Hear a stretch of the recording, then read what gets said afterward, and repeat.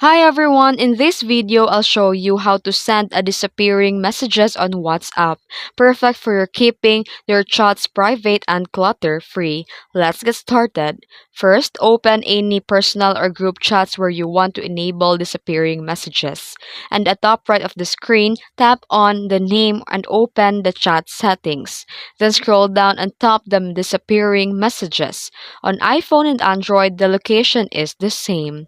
Then choose how long you want the message to last, like 24 hours, 7 days, or 90 days. After this time, the message will automatically disappear for both you and the recipients.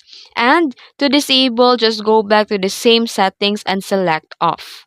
And the bonus tip, you can use a view once for photos and videos.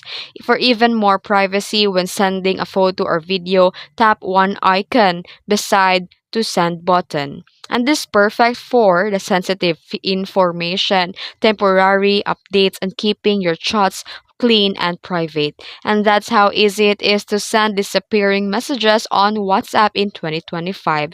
If this video helped you, don't forget to like and subscribe. And thanks for watching.